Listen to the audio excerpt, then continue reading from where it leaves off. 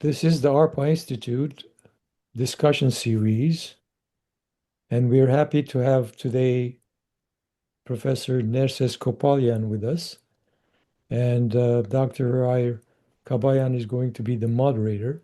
But before we start, I'd like to welcome you everybody first, and then I'd like to say a few words about the ARPA Institute activities in Armenia. Some of you may know already, but those who don't, ARPA Institute has been working in Armenia for 33 years now, and our activities involve advancing science, technology, healthcare, education, and many other areas. And we have currently several projects ongoing. One of them is an educational program where we teach students in 19 schools in different regions about STEM education, and also how the teaching is about based on projects. In other words, it's a project-based learning process, and it is very successful at this time, and we will continue doing it this year as well. We also have other activities. First of all, we have the um, Center of Excellence in Circuit Design in the Polytechnic University, where 47 students are actually participating in courses where they learn how to design advanced circuitry using Cadence software, which is an international software that everybody uses. This is to make it available so that large companies like NVIDIA and AMD can be interested in Armenia more and more. And we have people who will be available, will be able to work in such advanced circuit design companies. So we also have a clean room we built in the Alikhanyan National Lab, the first clean room, class 1000, for advanced research in very sensitive uh, experimentation.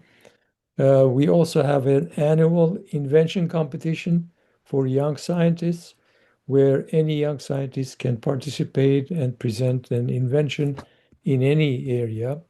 We take these inventions and we send it to experts for evaluation, and then we decide a winner, which will then take $10,000 as an award.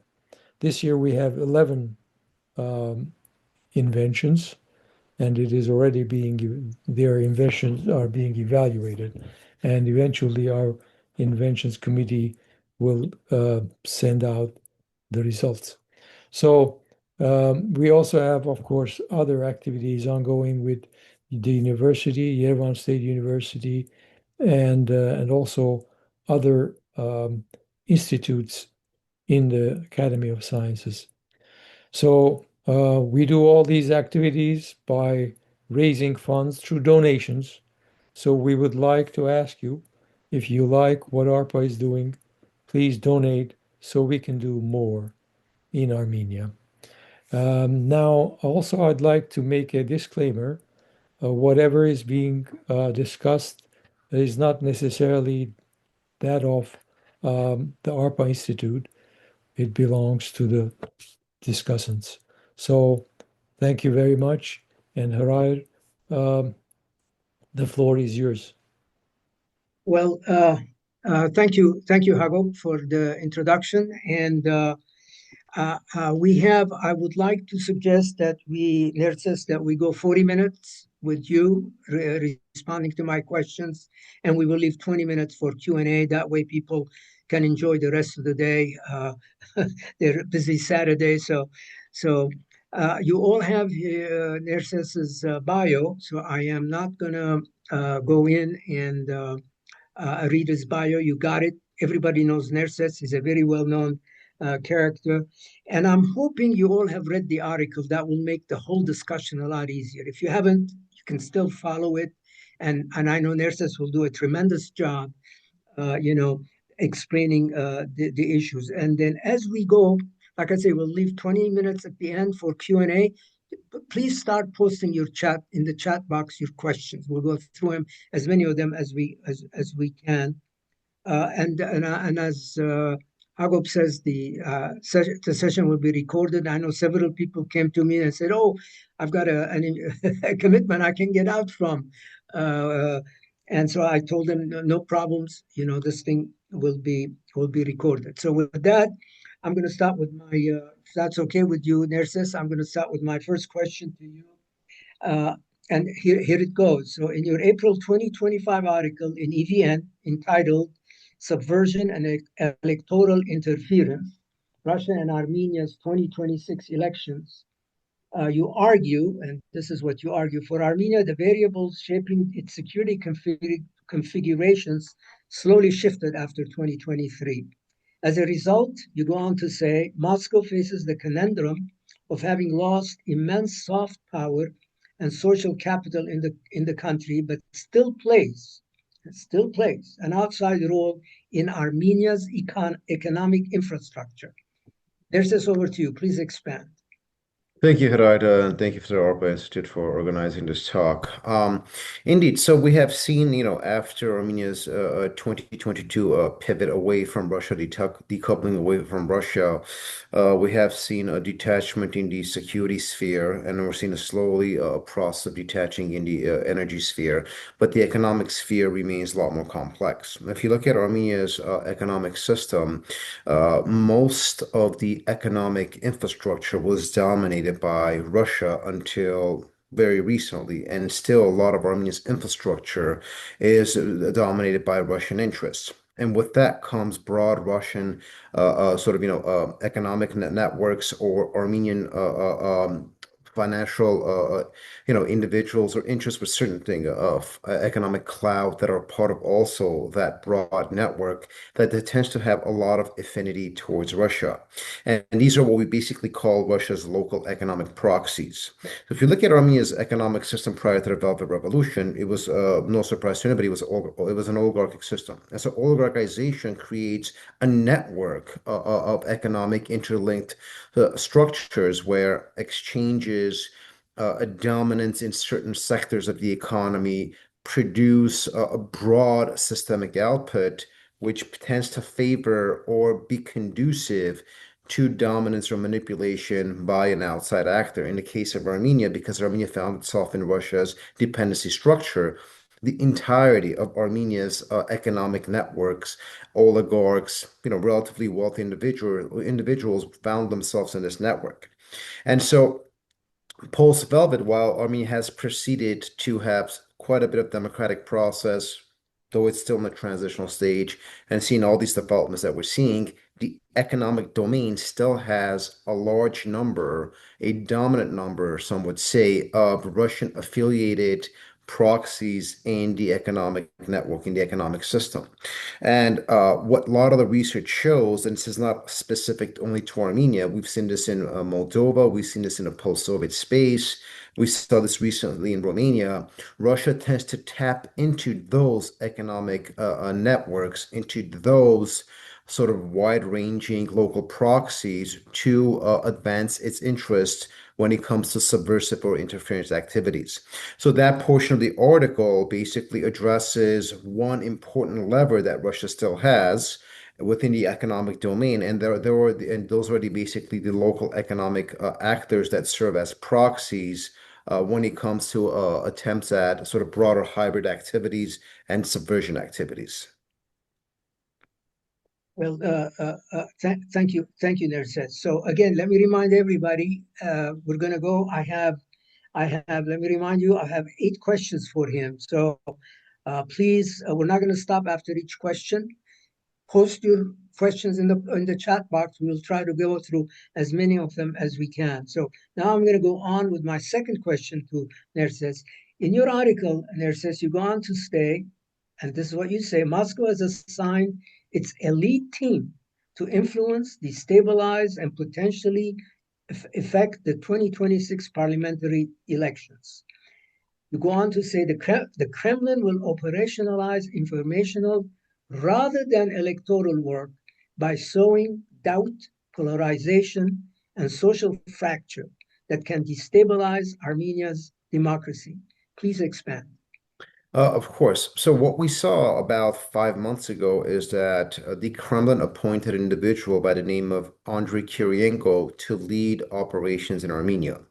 And Kirienko and his team are well known for having carried out electoral subversion operations in Donetsk, Luhansk, and South Ossetia, and recently in Moldova.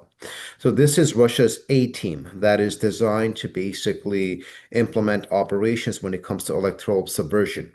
Kirienko has experience. I mean, he's a trained methodologist, and so his area of expertise is a concept known as corporate mobilization, where he uses economic interests, Russian economic interests in a given country to mobilize anti-government or anti-state activities and therefore create destabilization.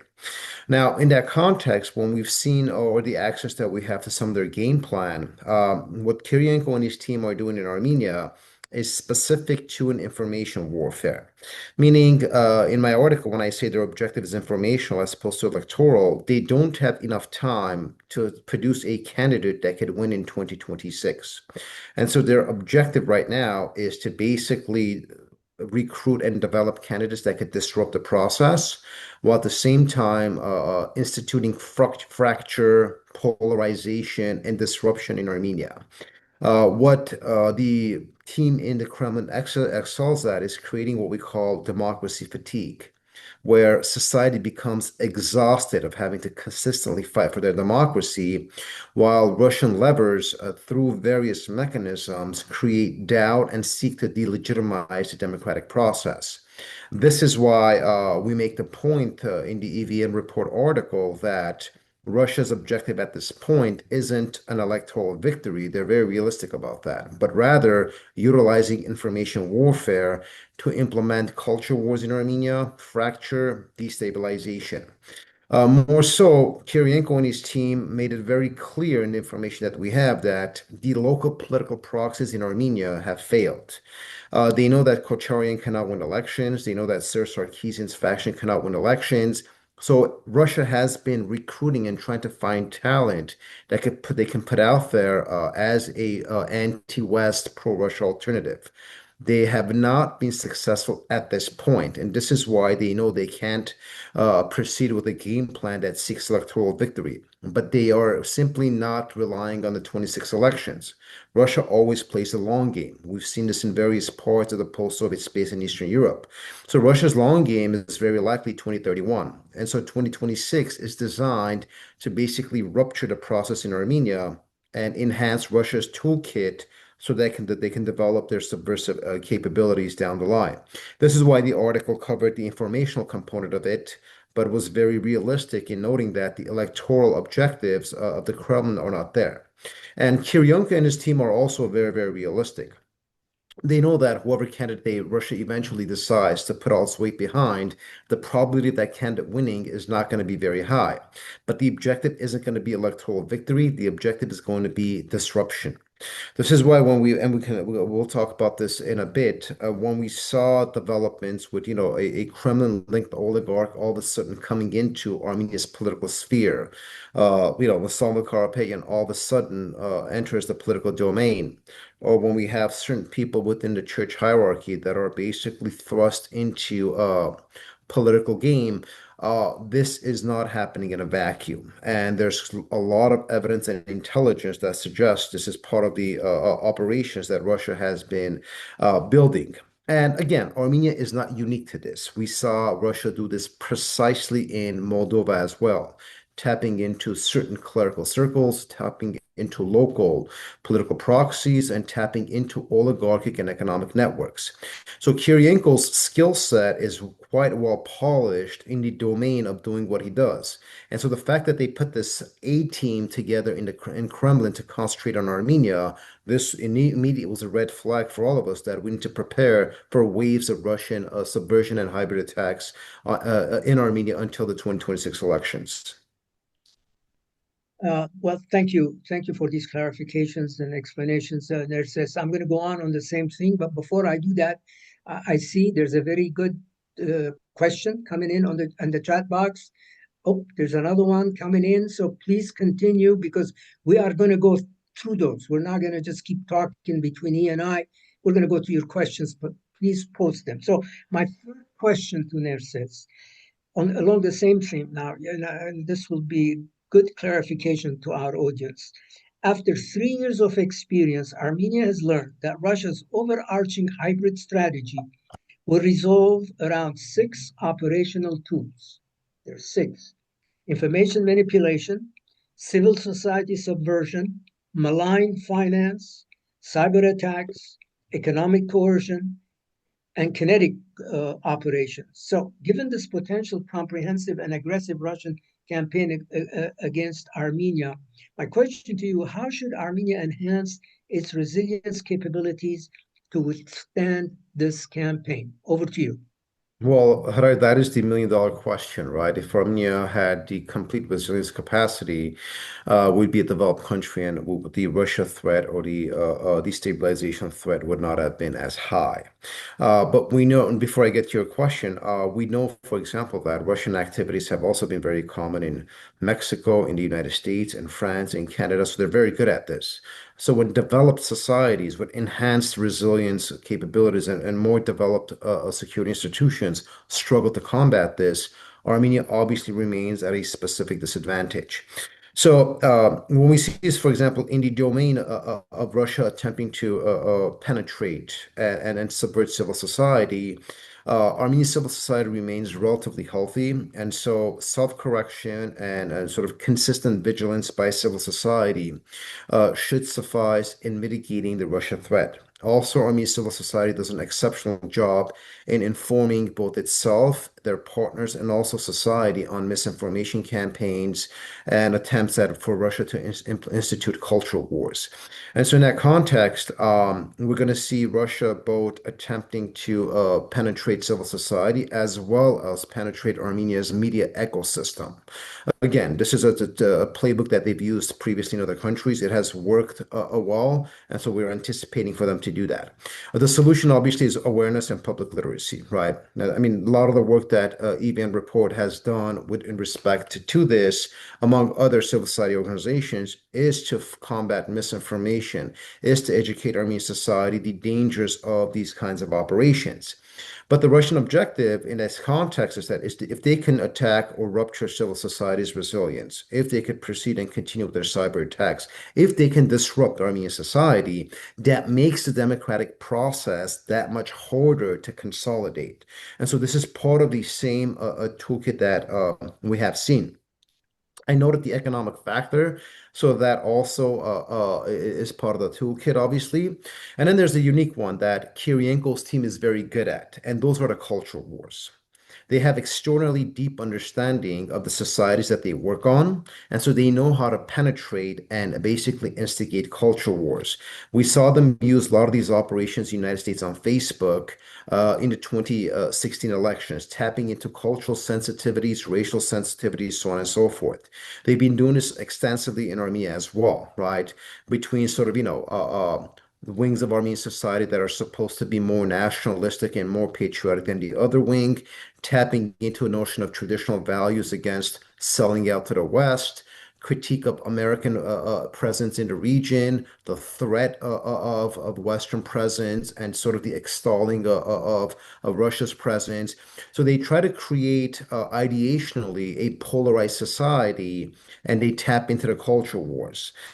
So their toolkit is quite extensive. The 6 that we note in the EVN report is off of the research that we've produced, and also in sort of a discussion with other partners in different parts of Soviet space who have had experience in this.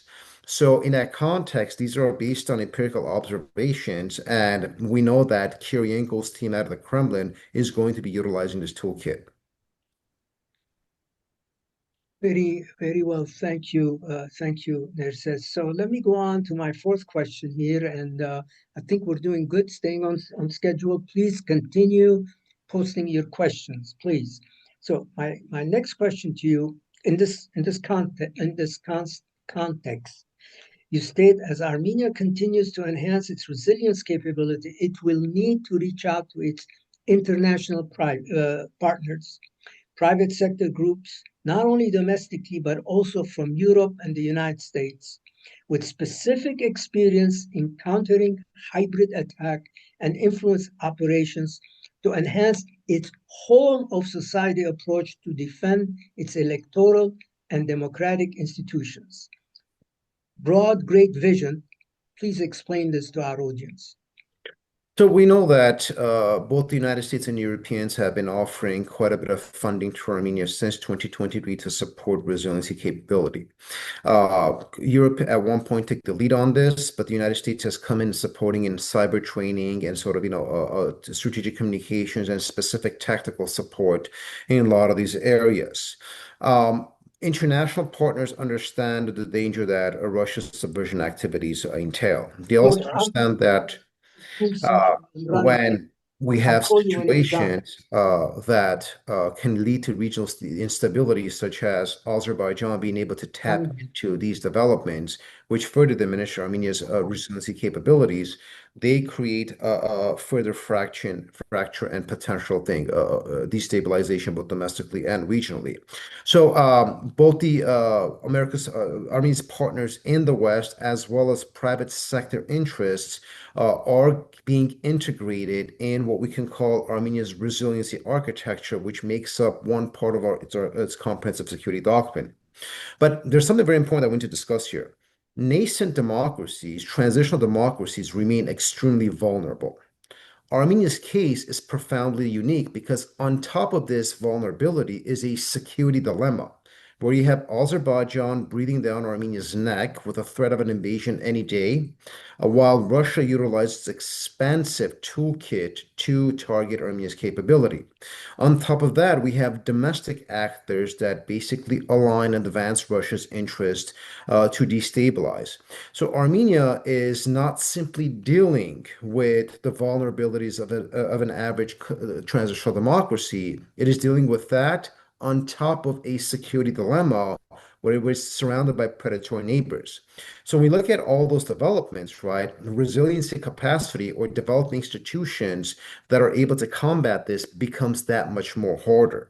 And so, yes, the support of the Western partners are designed to at least mitigate some of these gaps. But the long-term trajectory is going to require a lot of work because this isn't going to stop with the 26 elections. There's going to be a continuous process with the Russians.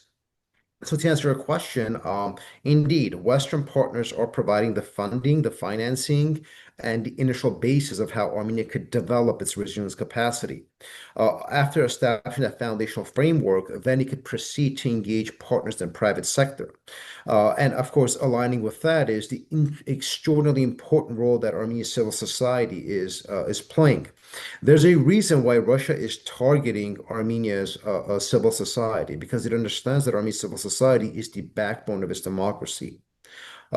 Armenia's government clearly has quite a bit of shortcomings, specifically in institutional reforms and strengthening institutions. This is a post-Soviet legacy. But what has mitigated that gap in Armenia, unlike a lot of other countries, is the strength of its civil society. And so resiliency in Armenia is enhanced by the important role that civil society is playing. So it's a combination of factors between Western partners, private sector partners, and domestic civil society that is supposed to create potentially a shield of resilience against a lot of these Russian activities. Perfect. Thank you. So let's now turn to the domestic front, which is also very important and very critical. For that, you state Armenia must begin a public education and media literacy campaign, at least one tailored at providing citizens with knowledge of what influencer operations will look like and how to prepare to resist subversion and manipulation. Please expand. Yeah, this has been an extraordinarily important issue, and one of the concerns is that Armenia's institutions are not prepared for this. We know that we've been talking to Finland, for example. Finland has an extraordinarily successful model where in high school, students are taught how to combat misinformation, how to understand the validity and credibility of the information that's being spread about, and for them to understand that they cannot be manipulated against their national interest. Armenian society is very new to this process. So in that context, with the exception, as I noted, of important civil society actors or independent media that are engaging in the process of combating this, we remain quite vulnerable to that.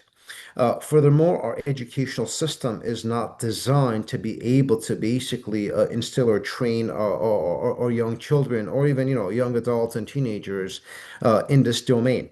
So that remains a very, very big vulnerability. This is why mass literacy campaigns remain fundamental in order for Armenian society to be able to combat this. So everybody knows that the problem of misinformation and disinformation is basically widespread.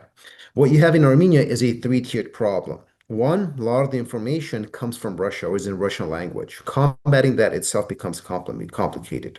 Second, sadly, a lot of the disinformation that is basically perpetuated through Armenian society or the Armenian nation comes from certain diasporan actors as well, right? The ARF is known for basically perpetuating a lot of misinformation against the Armenian state. And interestingly, a lot of their talking points tend to be aligned with quite a bit of Kremlin operations. So this is also creates a separate front that Armenia needs to combat. And then the third is what we call basically the innocent flow of misinformation, where average well-intentioned citizens, right, simply get caught up in trends or following developments that they lack the ability to verify if the source is true or not. So a combination of all of this, plus a society that does not have advanced media literacy, makes us extraordinarily vulnerable to a lot of these misinformation waves that we're seeing.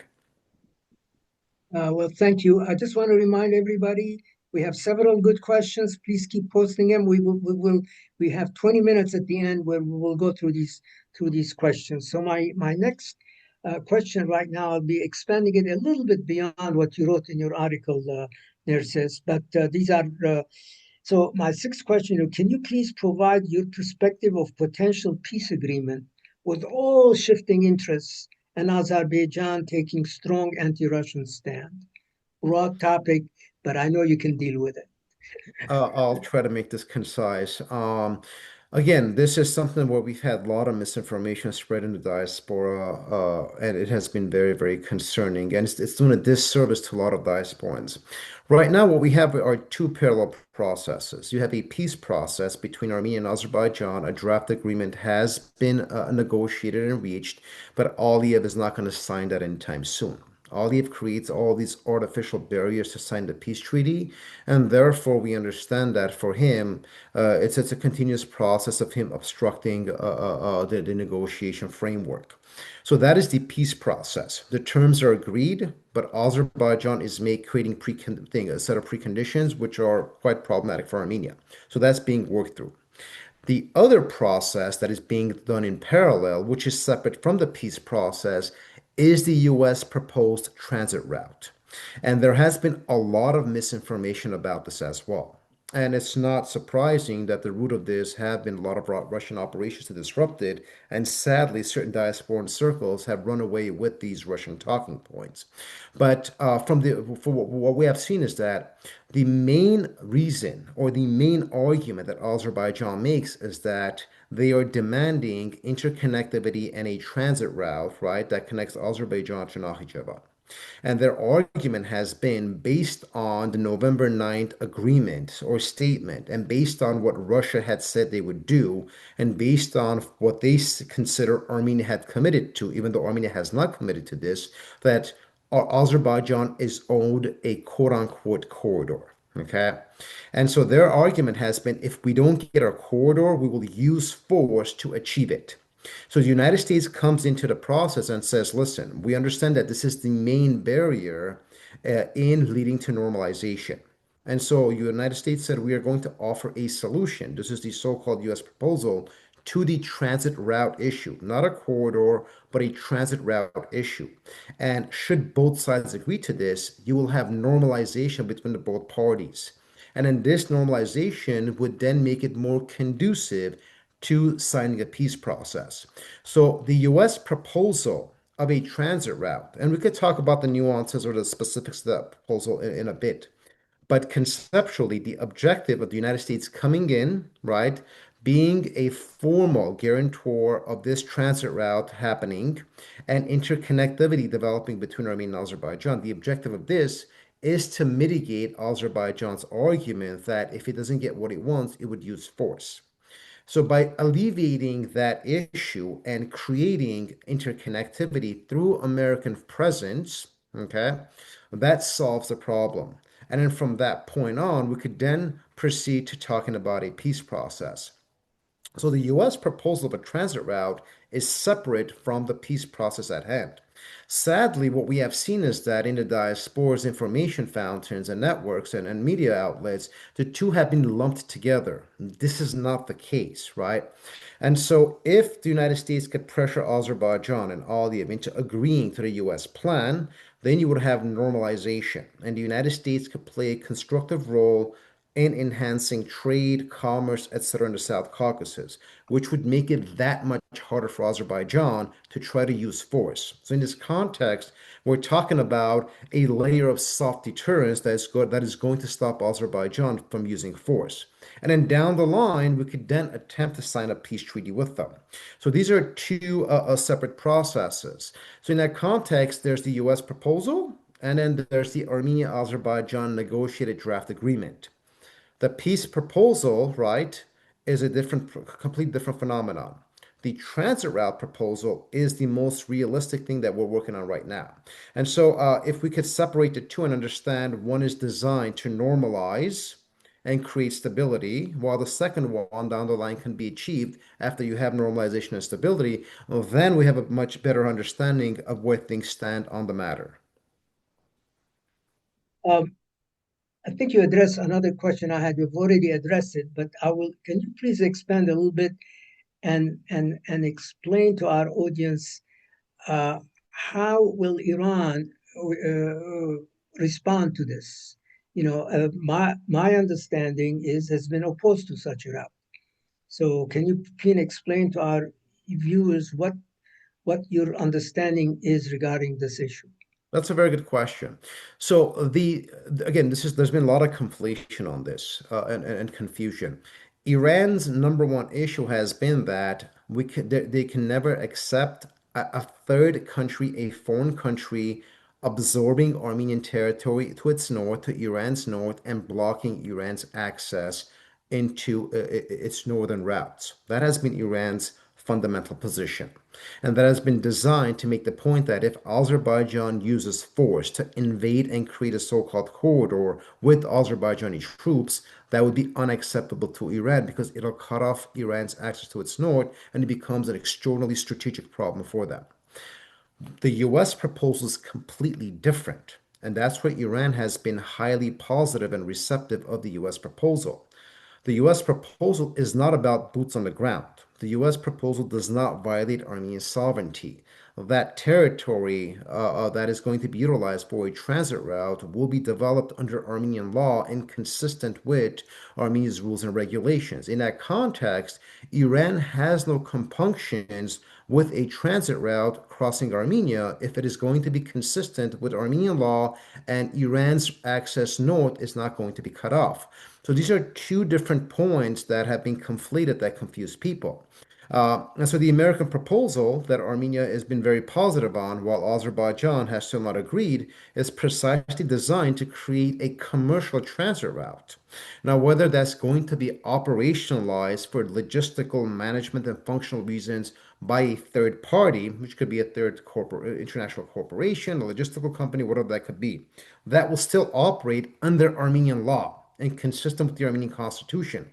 And so from Iran's perspective, it doesn't matter what those configurations are as long as it is operated within Armenian law, consistent with Armenia's expectations, and Iran's access north is not violated.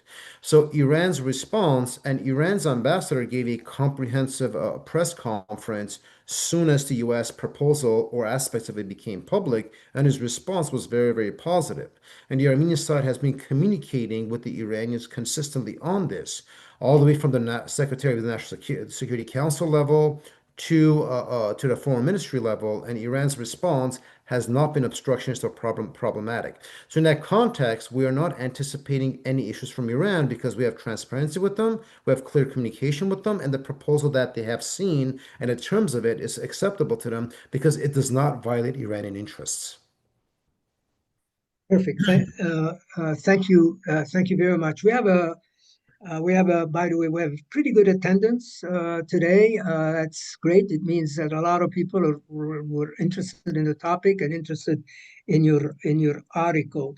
So before we go to the questions, please, by the way, please continue posting them. We have several. We're going to go through them. Any closing remarks you want to make, Nerses? Of course. So, one of the points that I want to address in this webinar, and I'll be happy to take questions on it, is a matter that has been really confusing and frustrating our diaspora. And someone that, while I live in the diaspora, I'm back and forth, my hybrid lifestyle allows me to observe developments both on the ground in Armenia and developments in diaspora. And what has been concerning is the wide range of misinformation that has been spread in the diaspora about domestic developments in Armenia. I think it's very important for all of us to have a healthy understanding of these developments so that we could have more clarity. And then, based on that clarity and facts on the ground, us diasporans could make the decisions that we do with respect to developments in Armenia. And I know for a fact, this is an open secret, not even a secret anymore, that everybody remains concerned on two issues. One, the growing, basically, fracture and antagonism between the government and the church. And two, right, the attempted coup by certain church leaders in conjunction with opaque Kremlin funding that has led to a lot of confusion.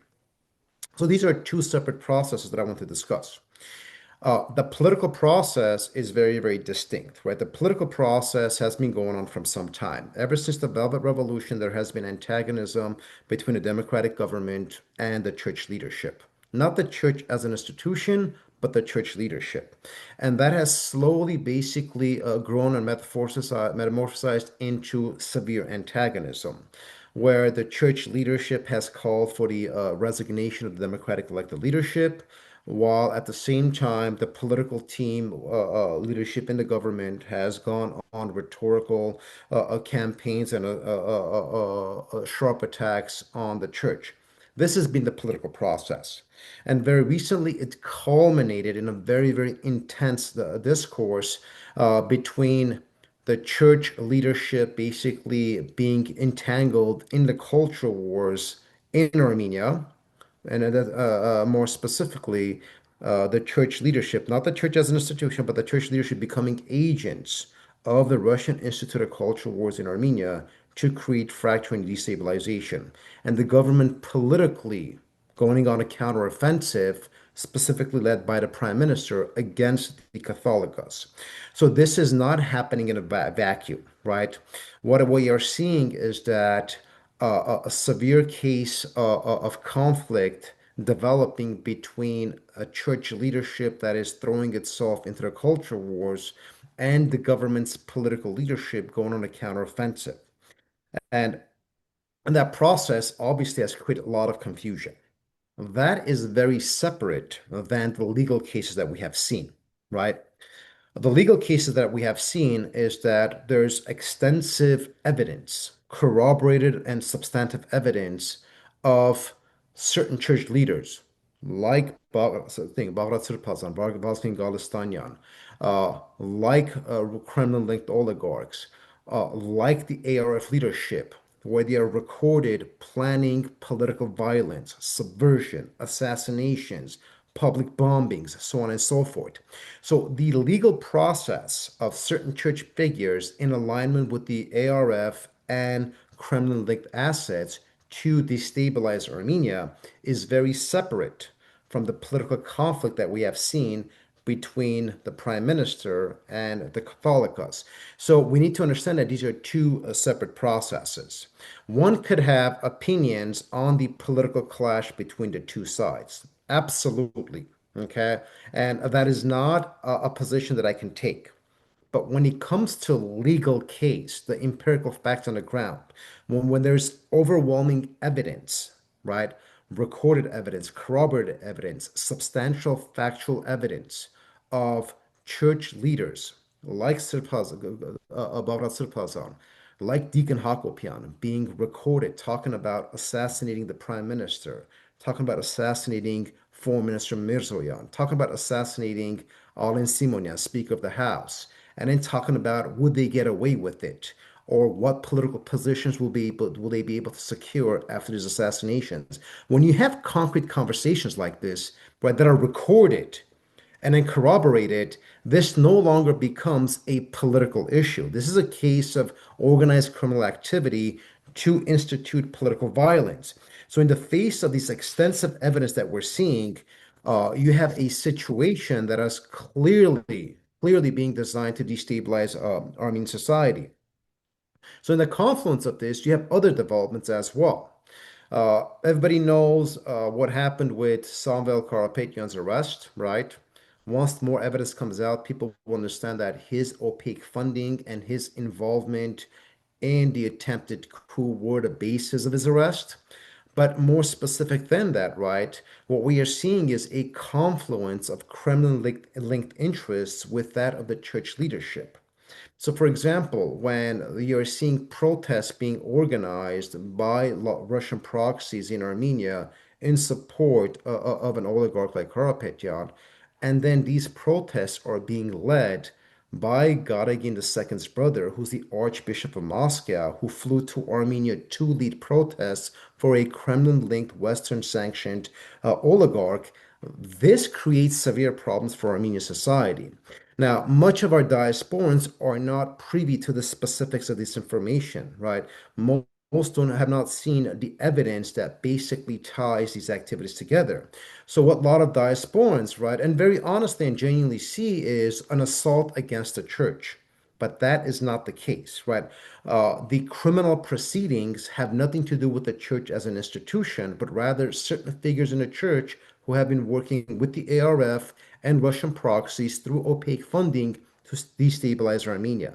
And I think once diasporans are made privy to the facts, then they could make, concrete decisions on their own based on the empirical evidence and not a lot of the false narratives and the misinformation that is put out there. And if there are more questions on this, I'll be happy to address it and share as much information as I can. Well, thank you for this clarification, Nerses. Before we go, please keep posting your questions. We have a pretty good audience today. I'm glad you all chime in. I know this is many of you consider this a very, very important topic. So many thanks to Nerses for clarification. Before I do that, I noticed Maria Titizian is on the thing, and the EVN published this article. Maria, if you want to chime in and say a couple of things, you're welcome to do it now. Otherwise, I will move on to the questions. Go ahead, Maria. Hello, everyone. Thank you for the opportunity. I'm glad that we're having this discussion because as someone who is from the diaspora and been living in Armenia for 25 years, when I see the amount of misinformation that's being funneled to our communities, it's very disheartening. One of the biggest problems that we're facing, and Nerses addressed it, and I can only speak from a media perspective, is that there is massive misinformation and manipulation of the news. We are seeing media organizations that are popping up all of a sudden with large amounts of funding, huge resources, and we have some information that a lot of them are getting, the funding is very opaque, or it's coming from Russian Armenians or Russian sources. And as independent media leaders, this is very difficult for us to be able to combat. So it's a constant struggle. And one of the things that we try to do at EVN Report, with contributors like Nerses, is to try and break down this information and present it to our readership so that they try to understand what is actually taking place in the country. So I really appreciate that the ARPA Institute has these discussions, and I'm very happy to see many familiar people who are here. I don't want to take up time, but thank you for the opportunity. Oh, absolutely, Maria. And thank you very much for publishing the article. And by the way, for all of our viewers, let me tell you, I personally, I've worked in the Pentagon many years. I I'm very much for well-balanced publications, and I think the EVN, I find it very well balanced and quite good. So I recommend that you reach out to Maria, Titizian, or Nerses, and if you're not already receiving it, that I recommend you do that. It's a weekly, and it's very, very interesting. Okay, so let's move on to the questions. Nerses, we have a question here, came in very early at 11:15 our time. So Ruben Indikyan, I'm sorry. And that has to do with the dependence on Armenia on Russian technology. I'm not going to read the whole thing. Um, uh, so dependence has a long history and not easy to reorient. So what do you say about what do you have to say about that issue? That's a very good question. The question is basically Armenia has a lot of not simply energy reliance, but technological reliance when it comes to atomic utility, and a lot of the agriculture products that Armenia produces are also exported to Russia. And so, how could we reorient this dependency? So in the domain of energy, and I know Arik Danagulyan, a good friend of mine, is here listening. Most of you should hear listen to him when it comes to all this nuclear stuff. But in the domain of energy, Armenia is in the process of basically seeking to establish energy independence, and that's basically revolves around the process of building two or one modular reactors, and therefore having sufficient civilian nuclear energy to address at least 70-80% of its energy needs. In that context, it would be a lot less reliant on Russia, nor would it allow Russia to weaponize energy during times of crisis. So there's a 10-year trajectory in achieving this. The point on agriculture or exports is also a very good one, right? This is why Armenia right now, basically on its trajectory or track of, if not join the European Union, at least reaching European standards, is putting in a lot of work in enhancing, right, the quality and the standards of the products that it produces so that it could enter other markets. The reason why Armenia's agriculture sector is so intertwined in Russia's, aside from having an open and easy market that's been around for 30, 40 years, not counting the Soviet Union, is that Russian standards are extremely low. Health standards, so on and so forth. And so, in that context, as Armenia elevates the standards of its production and so on and so forth, it'll allow its to reorient and find other markets both in the East and the West. So I definitely agree that reorienting the economy is the hardest thing because you don't find markets overnight. But once you've had security reorientation, now you're in the process of energy decoupling. Economy is more complex. And economic decoupling isn't really a conceptual thing. Armenia can continue trade with Russia while also trading with other partners. So when we talk about diversifying Armenia's economy, we're not talking about cutting off the Russian market. What we're saying is not being wholly dependent on the Russian market and having access to other markets. But if enemies can trade, right? Why shouldn't Armenia be able to trade with its partners? And whatever problems it has with Russia, down the line, we're going to address these and find solutions. But when we talk about dependency, the fear is not so much trading with Russia, but Russia weaponizing the process to punish us. And this is why reorientation as a tool is necessary to mitigate the propensity of Russia to weaponize the economy. Thank you, Nerses. The next question, by the way, please continue posting. We can go for another 20 minutes, so we want to make sure you enjoy the rest of your Saturday. So, so the next question is from Aslan Aslanyan, and you touched on this a little bit, but let's maybe you can do a little bit of a deeper dive, and that's the issues inside Armenia, and not always blame powers outside Armenia. Last 25 years, our problems was and has been the inside powers. Please analyze what is going on inside Armenia. And he says, 22 political parties, chaotic internal situation, and a situation that is in shambles. So you're very I get familiar with the this. You touched gist on of it. the Please, question. you Yeah, may I get want the to say a gist of the little bit more. question. Yeah.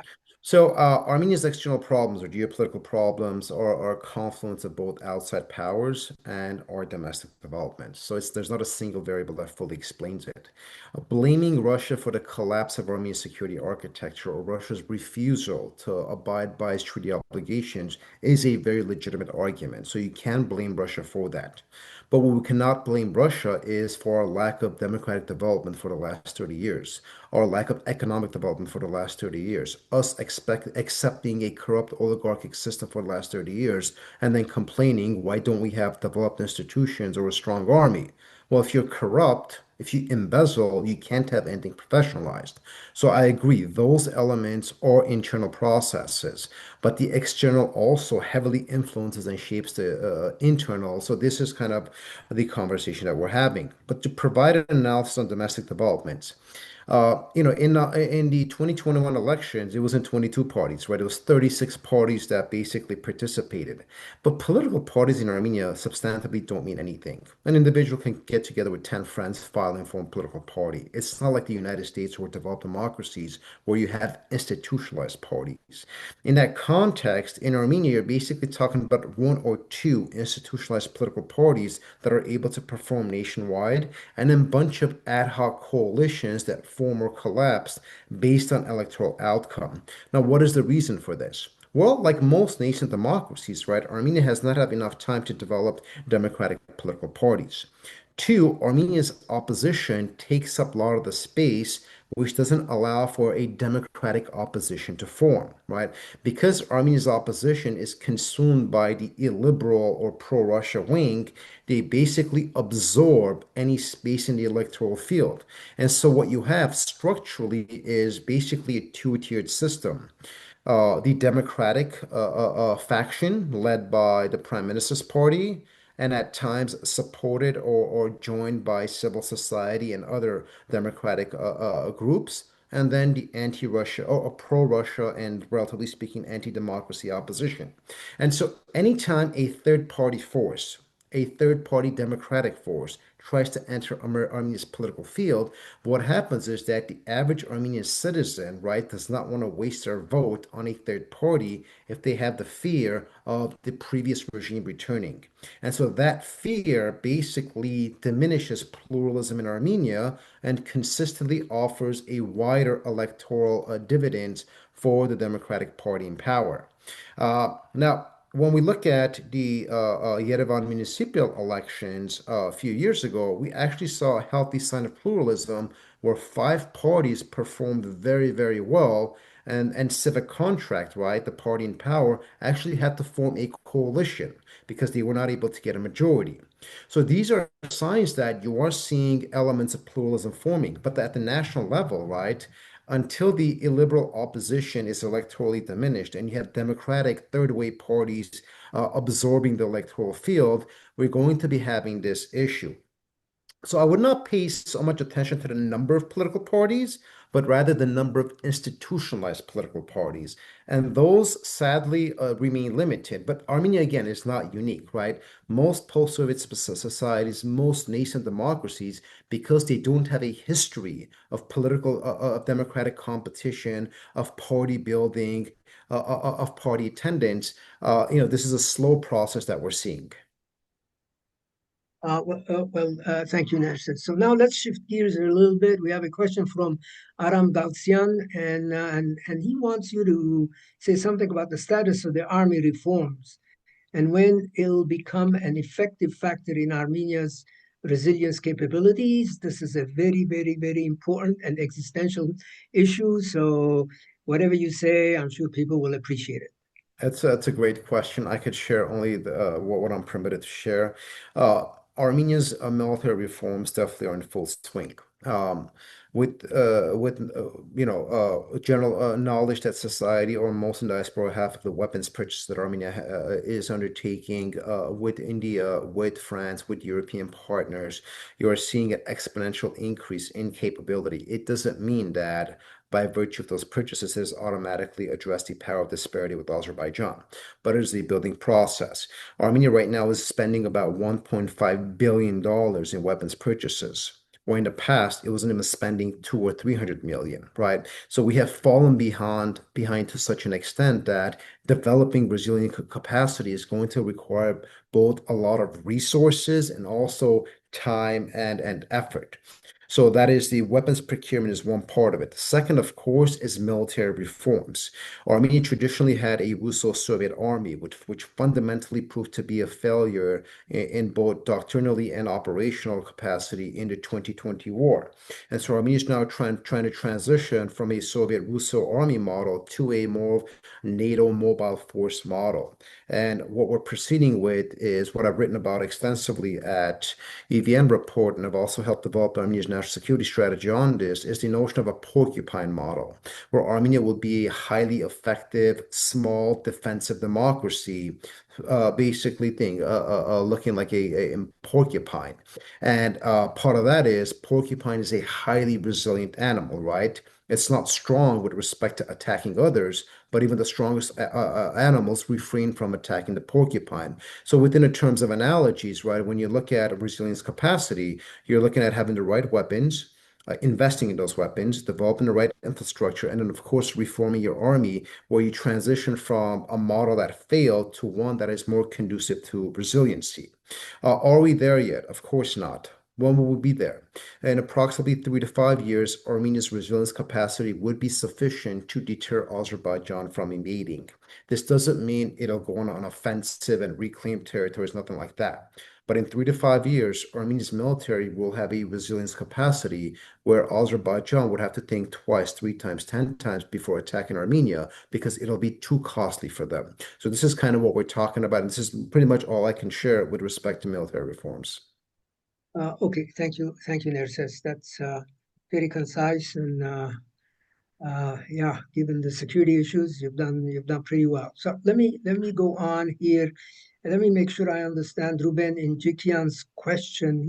He does state that Synopsys company constantly expanded during the last 3 decades, and now is the biggest employer in Armenia IT sector. So how to explain that in the story of ups and downs and vulnerabilities? I think he's referring to one company has done very well, but other companies seem to be going up and down in the commercial world. So Right. So whatever you want to comment on that. that's not the IT sector is not my area of expertise. Of course, I engage in it. I know probably more than most, but I don't want to speak as someone who's an authoritative figure on this. But indeed, Synopsys has become a game changer in Armenia, and now we saw NVIDIA and Firebird come in. So we are seeing a diversification and a growth of Western investment, U.S. IT companies coming and basically growing Armenia sector. But generally speaking, I will speak through the domain of security on this because that is the main explanatory factor. When you have a volatile region, when you have a country that is basically vulnerable and has a severe security issue, you become a high-risk environment for investors. So large IT companies, American or European or whatever, they're not going to invest in a country where the propensity for violence and war remains high. And so in that context, Synopsys was able to basically adapt to development and find a very important niche and become, as you noted, one of the biggest employers. But we also have to look at a lot of these startups in Armenia that have also become important actors. While at the same time, we have seen everything from Service Titan to NVIDIA to other, US-based IT firms moving to Armenia or at least opening branches. So I think it's a combination of factors. But to note, I think the most important term you have is vulnerability. And vulnerability specific to Armenia being able to be a conducive environment for investors. And the one thing that investors want, and we all know this, is stability, right? Stability. Now, once you have that, then you have to have a democratic system where laws make things tenable to investors because nobody wants to be embezzled, ripped off, or basically be subjected to abuse of authority. So I think, once the security dilemma is resolved, we will see a lot of these vulnerabilities diminish. And so I would contextualize that is sort of the best answer I could provide without spending any more time on it. Yeah, thank you. I know that's not your field, but maybe in the future we may want to get somebody like you, but in the technology area, to kind of give the very You need to bring blunt. in a Rafi Kasarjid on that one. He's the Oh yeah, that's very true. Yeah, okay. Arek Danegulyan. Yervant Zoryan can maybe make a few comments on that, Hriar? Is here? I didn't Yes. notice that Yervant Yeah. was online. Yervant was Sure. Thank you. Oh, I go can ahead, say. Yervant. Yeah. Thanks, Rai. Yes, I mean, I just agree with what Nerses said. Stability is very important. Stability is what makes us invest further and expand further. In the past 20, 21 years, Synopsys grew a lot, started with 50 people. Now we have 1,300 R&D engineers doing excellent work, but keeping them and growing them further requires stability in the country. And stability is not only with the neighbors. Stability internally is very important as well. Between the different fronts, between now church and government. So we need to make sure that there is stability, because the more we are in the news as non-stable system, the more it will be difficult to convince the board to expand further. So stability is really important. Thanks. Well, thank you so much, Yervant, for your comments. Always appreciated. Okay, so we have another question from Arek Danegulyan having to do with the Armenia-Azerbaijani peace process. He does comment that that Aliyev is resisting peace for reasons that you have listed during your talk.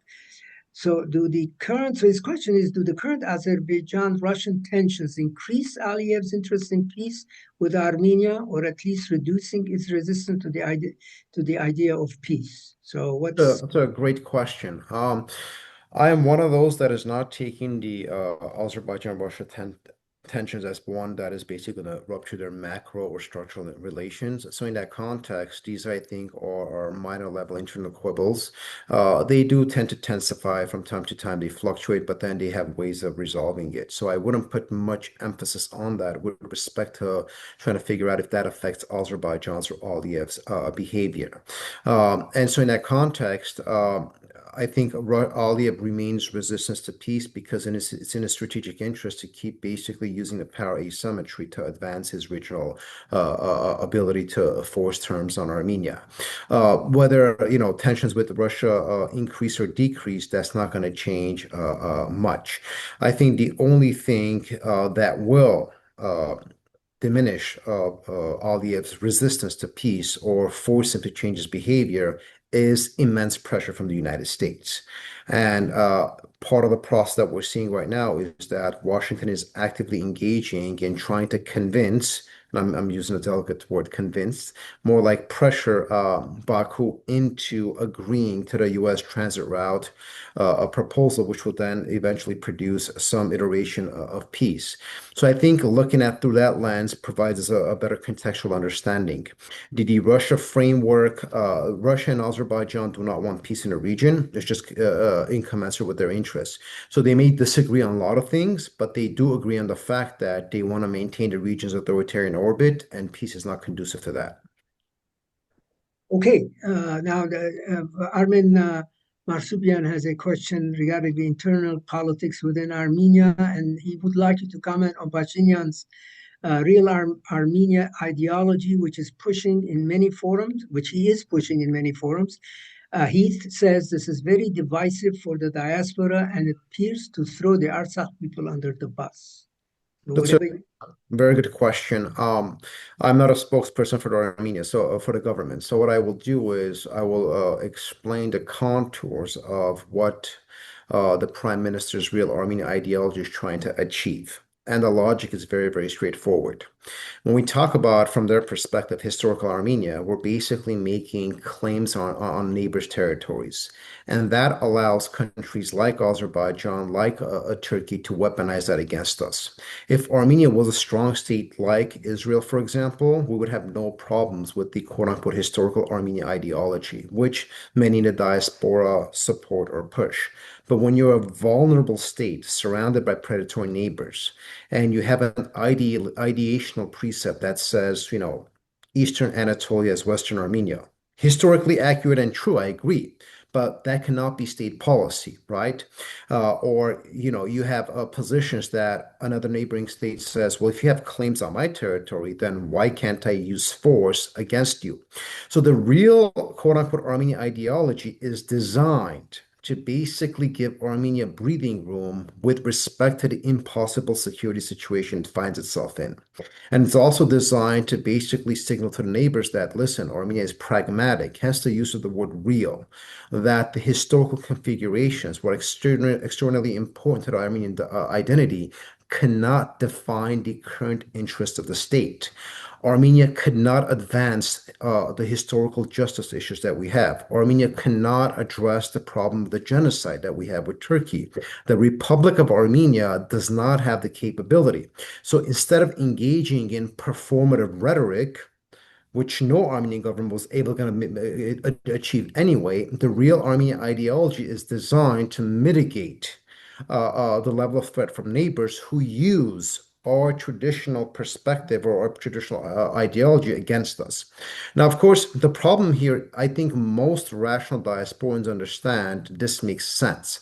The problem, and Maria Titizian has written and spoken about this a lot, is the issue of strategic communication. A lot of diasporans do not quite understand the rationale behind the real Armenian ideology, so they view it as an attempt to disrupt or to destroy the importance of history or Armenian identity. I don't think that is the case. But again, because we have different narratives shaping thinking in Armenia, this is one of the issues that we have. And real Armenia does not intend to throw the Artsakh people under the bus.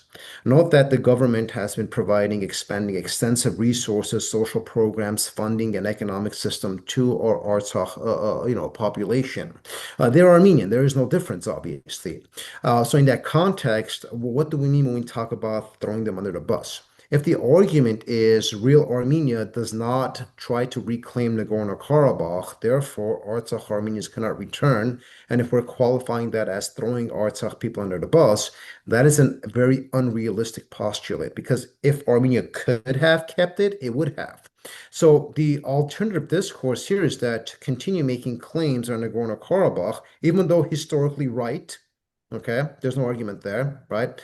But if you continue making those claims, yet you don't have the capacity, the ability to achieve it, more so, you give the enemy the resources to attack you and further threaten your sovereignty, we become unrealistic. So we can't be caught up in abstract interpretations of what we want and the reality of what Armenia can achieve. And this is why when Prime Minister talks about real Armenia, conceptually, I think it's intuitive to most Armenians, but because the strategic communication of it has been so bad, it has both created confusion and it has allowed certain circles in the diaspora to manipulate it. Now, one could have honest disagreements over it, but I think if we truly understand the situation that Armenia finds itself in, you have to be very pragmatic with your reality. And if you're pragmatic, you can't make claims on what the international community and Turkey says, you want my territories, or what Azerbaijan international community says, Nagorno-Karabakh is not yours. So if you make those claims, again, historically legitimate, but in current terms unrealistic, what happens when these guys turn around and say, we're making claims on Western Azerbaijan, on Zangezur, or X, Y, and Z. When they turn the tables against us, we lack the capacity to combat that.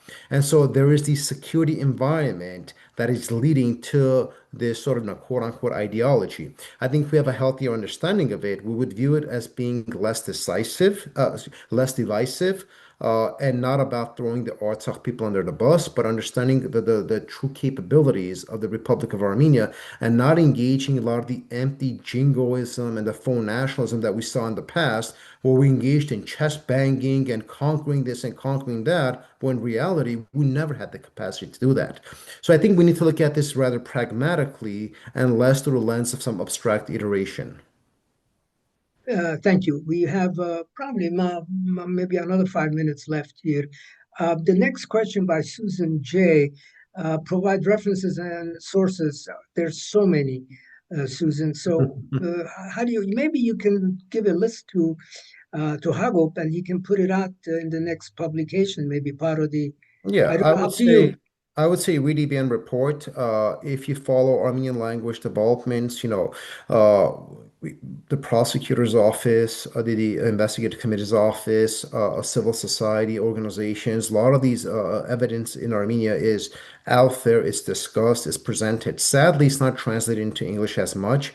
So this is why the English-speaking diaspora or whatever other language that dominates, the absorption of information diaspora, they're not able to get it. But as Hriar said, there's a lot of information on this, and this is something that could be worked on where it could be shared. The reference source could be shared for those who are interested because they should be interested. That's a very good point. Okay, and the next one is you have already addressed this. I don't know if you want to say any more. The rift between any suggestions how the rift between church and government can be solved peacefully. It's not, as you said, it's not between the church and the government. It's between the government and certain individuals in the church. So yeah, the rift we want to make that between, very clear. Yeah, right. The rift is between basically the political leadership in government and God again II. That is the rift. It's not, if the government moved to basically confiscate church properties, if it moved to basically possess, important state institutions, I would agree that this is an institutional assault. But what we are seeing is an interpersonal rift between an individual that the government says has violated his oath, has violated canon law, has violated the laws of the church. Therefore, that individual is an illegitimate leader who's furthermore is serving as a source of political destabilization in the country. This is the argument. So it's interpersonal, right? It's about the argument that the church leadership has oligarchized the church and therefore it needs to be reformed. And I'll be honest to all of you, any of you who have been to Armenia, right? These are open secrets in Armenia. And I am not choosing sides on this matter, but it's an open secret in Armenia that Godigan II has children. That's an open secret in Armenia that he has business investments, business interests, that he has oligarchic interests, that his brother's involved in stuff, that his nephew runs certain monopolies within the church and the candle industry. These are open secrets. And so when Armenian society sees this stuff, it's very intuitive for them. That's why it's working politically. So in that context, it's not between the church and the state, it's between the political leadership and the church leadership. And the resolution is, to be honest, to be purely blunt, the only way this will be resolved is Godigan II resigns. If he continues assuming the position of Catholicos, I don't see this peacefully being resolved. I mean, you're not going to see violence. So the term peacefully isn't even the issue here. I don't see this being resolved because if I view you as being illegitimate, of a certain to head a certain institution, I can't resolve my issues with you because I don't recognize your right to lead that because you are not legitimate. So this is where we have come. And so in that context, Godigin's resignation is the only thing that's going to allow for this conflict to be resolved because from the government's perspective, the problem isn't the church. The problem is this individual who, in essence, is actually working against the interest of the church from their perspective. So that is the best answer I could give to that. okay, we don't have a lot of time left, but let's go through some of the remaining questions quickly. So Ara Apkarian is asking in the information space, can you comment on the credibility of the governmental sources, real or perceived? Big question. Yes, it's a great question. So when the government presents facts, okay, concrete numbers, evidence, those are real because it could be substantiated. When the government utilizes rhetoric or interpretation or narrative, then clearly every citizen or every diaspora needs to make the decision on their own, right? So there's political discourse and then there's credibility facts. So if the government says, for example, we had 6% growth, that's a fact that could be substantiated, right? But if the government says, for example, in the next 10 years, we're going to make Armenia the most powerful economic center in Eurasia, you can obviously, be open to discussing that. So when it comes to credibility of sources, right, I would make the point that all factual content that are presented tend to be true, unless there's some clerical or some simple error.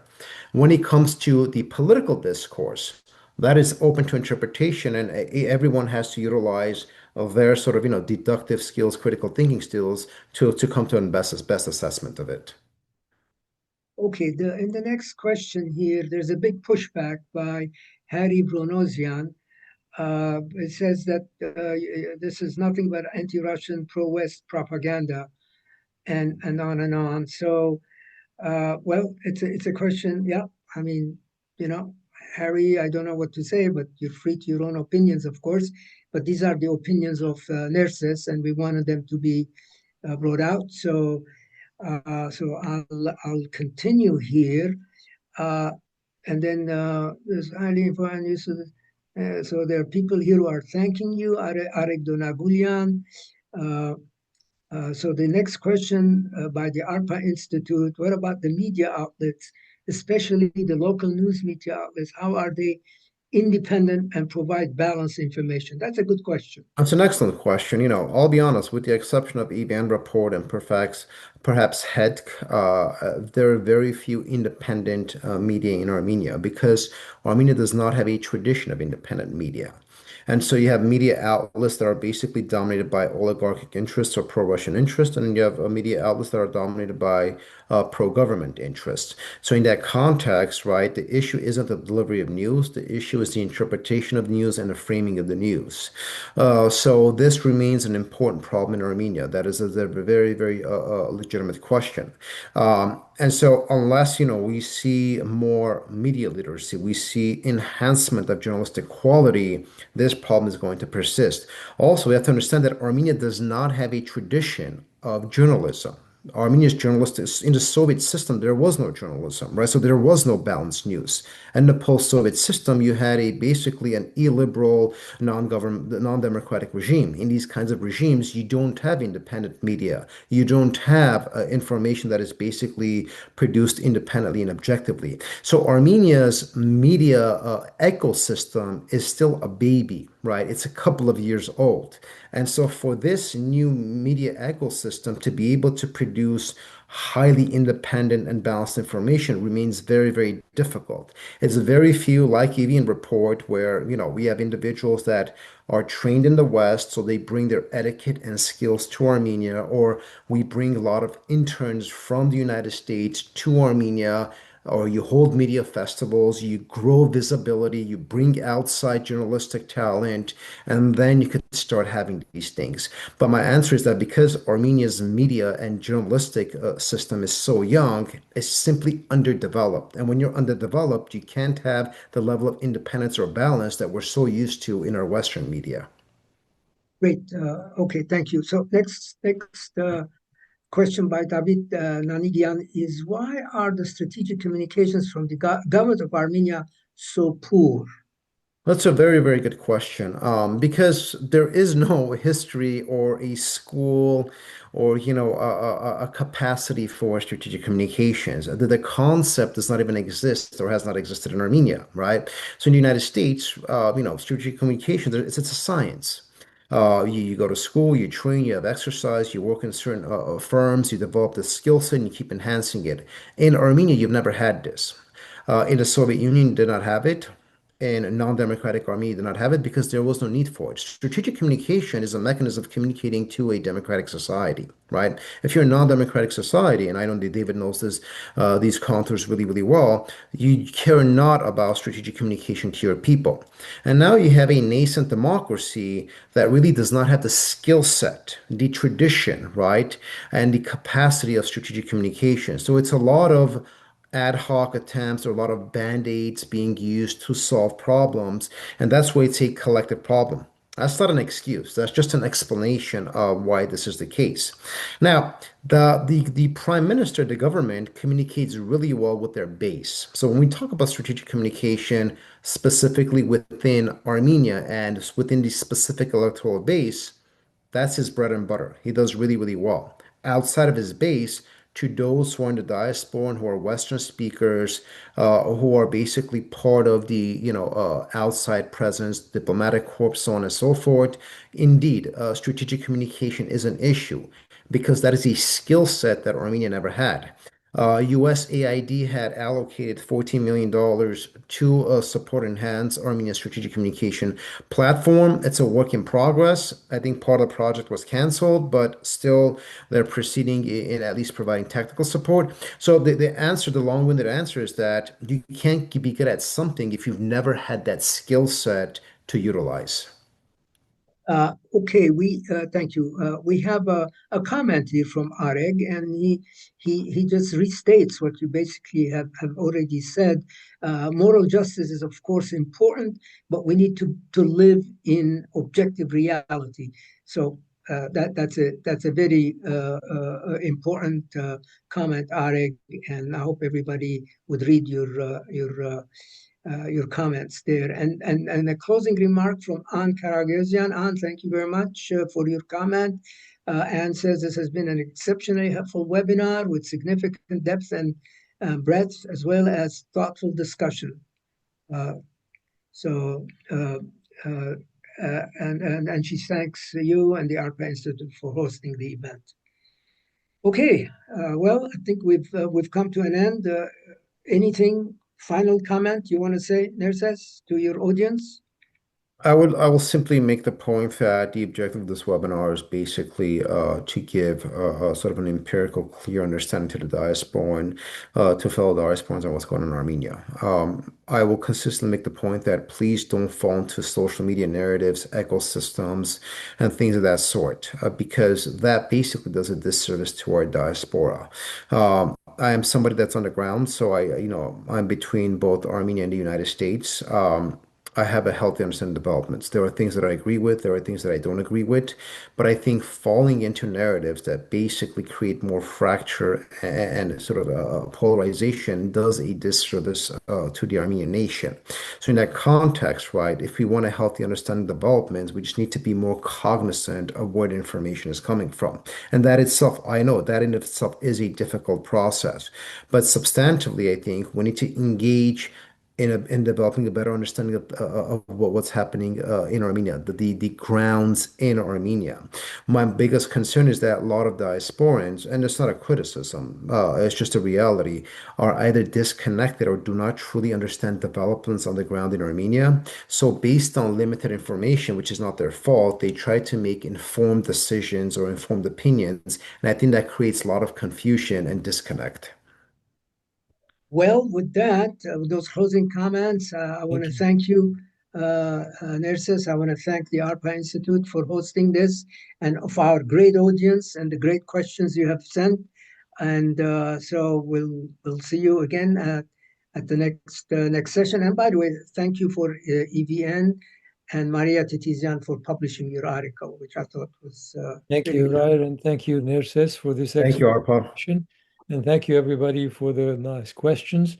Please, again, donate if you like what we are doing so that we can do more in Armenia to help out.